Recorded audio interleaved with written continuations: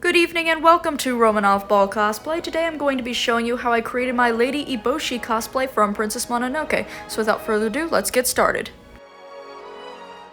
So this is day one of starting on my Lady Eboshi cosplay, and I'm going to run through the materials I have so far. Starting off with this lovely cotton linen blend. I got this at Joann's, thankfully on clearance for her Hakama pants.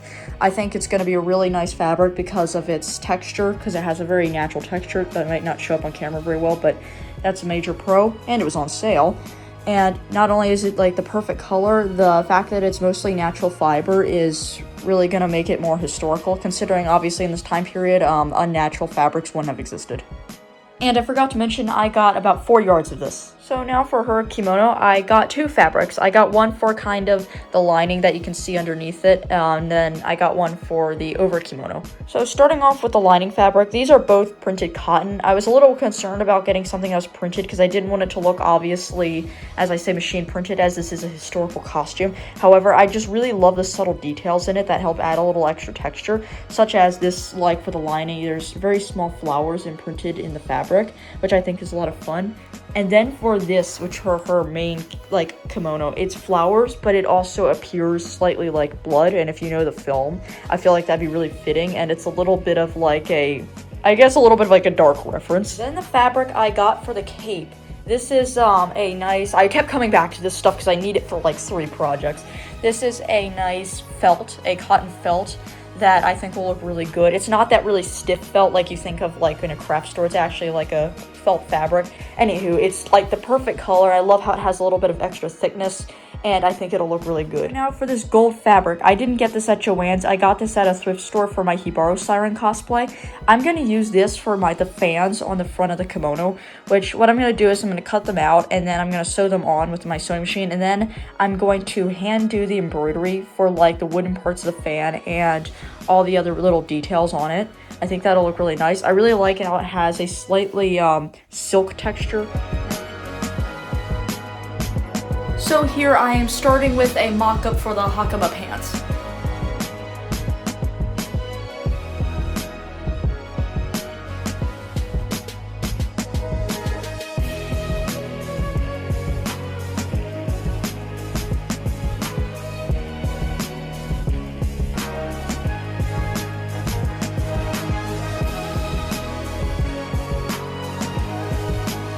And here is the finished mock-up.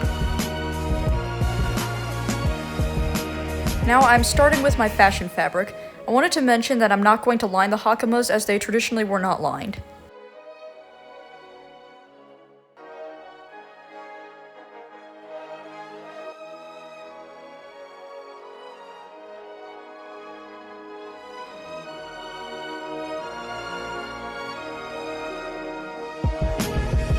Here I'm just marking out my seams. Wanting to keep things historical, I was debating how I should press my seams, and then I started wondering, do they have irons in this universe? Actually, people would put their clothes under weights. Here I'm starting with the pleating. I had to do this in front of a mirror to make sure that I had all the pleats in the right place, and I also had to include 7 pleats instead of the original 6 that the pattern had. And then for the back, it's literally just 2 parts of it folded together.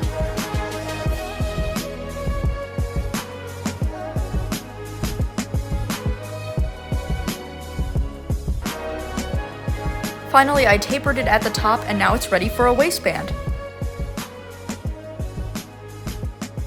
And finally, for this piece on the back, I used some upholstery fabric to stiffen it, and that's where I'll loop my straps through. So here are my Lady Eboshi pants! I'm so happy with how these turned out. Now with the legs, I haven't actually cinched them at the bottom like I was originally planning to, and then adding a strap to it so it kind of ties around my leg, because I think she's actually wearing some sort of piece over her sock and then something over that. Okay, so I have thrifted some more fabric for my Lady Eboshi cosplay, and I'm having a bit of a change of plans. Originally, I was going to cut the Hakama pants below the knee and then have them tie around the knees, sort of almost like a Demon Slayer core pants. But now that I've done some more research and looked at some more reference images, I don't think this is the case. And I'm pretty sure that she's just wearing the same hakama throughout the show. So what I'm going to do is I'm going to make kind of a leg wrap, because I've noticed that the colors on the socks and the colors on the legging part are very different actually. It's a very subtle difference, but the socks are black while the leg part is almost a little bit like a very dark teal, and then the hakama pants are obviously a very dark blue.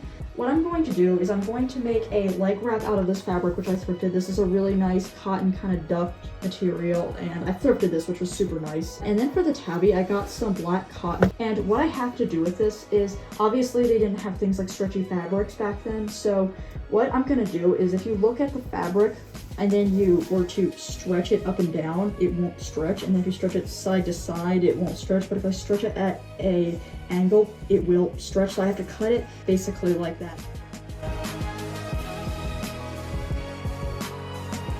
And here are the leg wraps. I still need to put ties on them, but I think they turned out pretty good.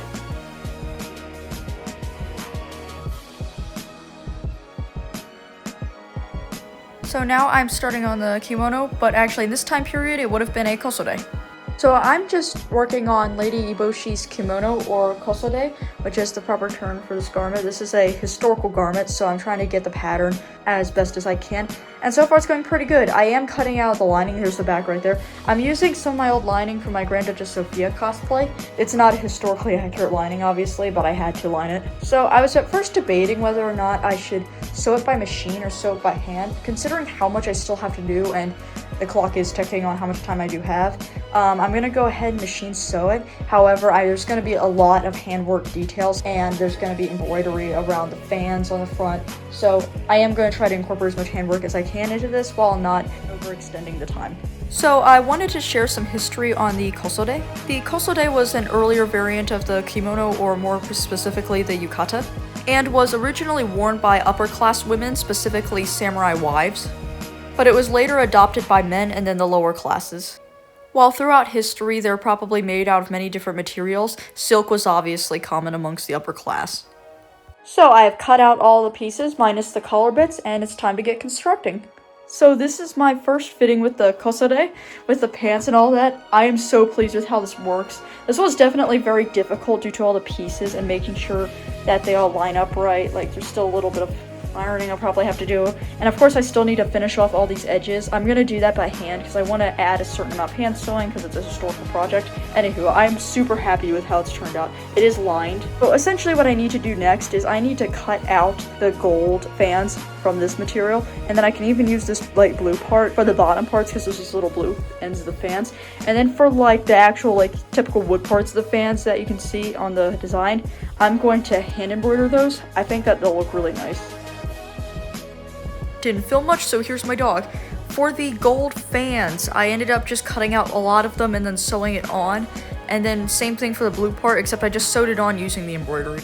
And for the blue embroidery, I used a decorative ladder stitch. It was definitely a bit of a learning curve, but I think it turned out really nice. Along with this gold ribbon, I'm really pleased with how this turned out. And stay tuned for part 2, where I'll show you how I made the arm guards, Jingasa hat, head wrap, shoes, and rifle.